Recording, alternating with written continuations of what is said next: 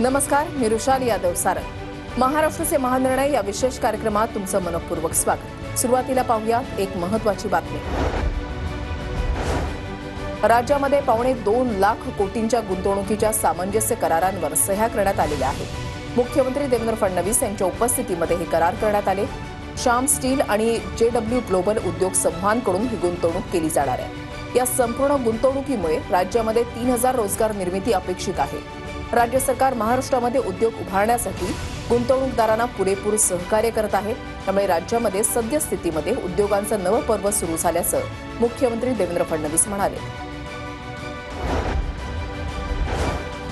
राज्याच्या वीज निर्मितीसाठी महत्त्वपूर्ण ठरणाऱ्या छत्तीसगडमधील महानिर्मितीच्या पहिल्या गरे पाल्मा कोळसा खाणीमधून उत्पादनाला सुरुवात झाली आहे। या खाणीमधील पहिली कोळसा रेल्वे रॅक ओराडी महाउष्णिक केंद्रामध्ये दाखल झाल्याची माहिती मुख्यमंत्री देवेंद्र फडणवीस यांनी दिली आहे। या प्रकल्पामुळे राज्याचं बाहेरील कोळशावरील अवलंबित्व कमी होणार आहे। राज्यातील लोड शेडिंग कमी होऊन शेतकऱ्यांना दिवसा वीज पुरवठा करणं सुलभ होईल, तसंच भविष्यातील ऊर्जा गरज पूर्ण होईल। या खाणीमुळे पुढील 77 वर्ष उच्च दर्जाचा कोळसा उपलब्ध होणार आहे, असं आश्वासन मुख्यमंत्री देवेंद्र फडणवीस यांनी दिलं आहे। यावेळेला मंत्री चंद्रशेखर बावनकुळे आणि इतर मान्यवरांची उपस्थिती होती। माननीय नरेंद्र मोदीजी यांचे मनापासून आभार मानतो। महाजेनकोला छत्तीसगड राज्यामध्ये गरे पाल्मा ही खाण त्या ठिकाणी प्राप्त झाली। आपल्या वीज निर्मिती कंपनीला क्वालिटी कोल मिळतोय, आपली वीज निर्मितीची क्षमता वाढेल। महामानव डॉक्टर बाबासाहेब आंबेडकर यांची 135वी जयंती राज्यभर उत्साहात साजरी करण्यात आली। डॉक्टर बाबासाहेब आंबेडकरांनी आपलं ज्ञान केवळ स्वतःसाठी न वापरता तळागाळातील लोकांसाठी वापरलं। स्वातंत्र्य, समता आणि बंधुता हा त्यांचा मंत्र कायम राहील, अशी ग्वाही उपमुख्यमंत्री एकनाथ शिंदेंनी दिली आहे। इंदू मिल या ठिकाणी बाबासाहेबांचं भव्य स्मारक उभं राहत आहे। स्मारकाचं 95% काम पूर्ण झालंय। कोणतीही अडचण न येता हे काम पूर्ण होईल, असं आश्वासन उपमुख्यमंत्री एकनाथ शिंदेंनी दिलंय। यावेळेला राज्यपाल आणि मुख्यमंत्र्यांसह इतर प्रमुख मान्यवर उपस्थित होते।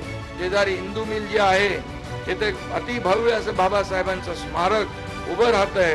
याचं काम झपाट्याने सुरू आहे। या ठिकाणी हे काम 95% पूर्ण झालंय। हे पूर्ण होईल त्यावेळेस याकडे जग चकित होऊन पाहिल्याशिवाय राहणार नाही।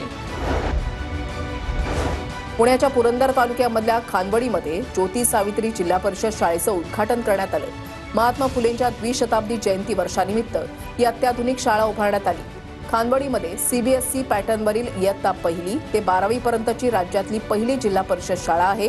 ही शाळा विद्यार्थ्यांसाठी शिक्षणाचं नवं दालन उघडणारी ठरणार आहे। शाळेमुळे ग्रामीण भागातील विद्यार्थ्यांमध्ये जागतिक स्तरावर स्पर्धा करण्याची क्षमता विकसित होईल, असं मुख्यमंत्री फडणवीसांनी म्हटलंय। यावेळेला प्रमुख मंत्री आणि अधिकाऱ्यांची उपस्थिती होती।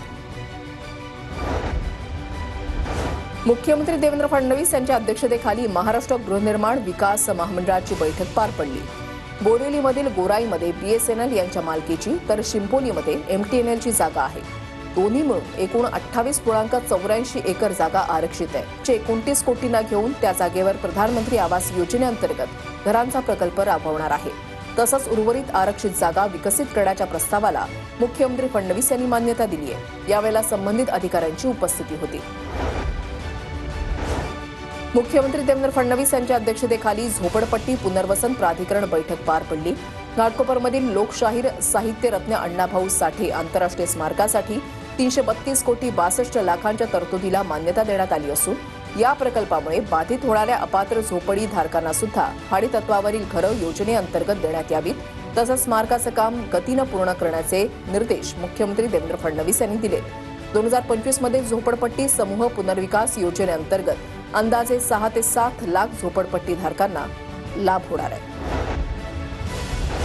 माहिती आणि जनसंपर्क महासंचालनालयाच्या नवी दिल्लीमधल्या महाराष्ट्र परिचय केंद्रामार्फत राष्ट्रीय जनसंपर्क परिषदेचं आयोजन करण्यात आलं होतं।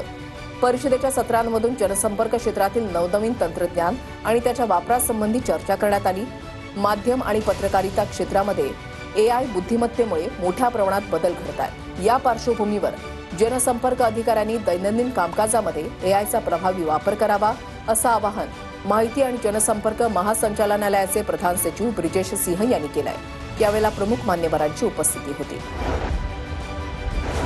महाराष्ट्राचे महानिर्णय या विशेष कार्यक्रमात आता वेळ झाली इथेच थांबण्याची। नमस्कार।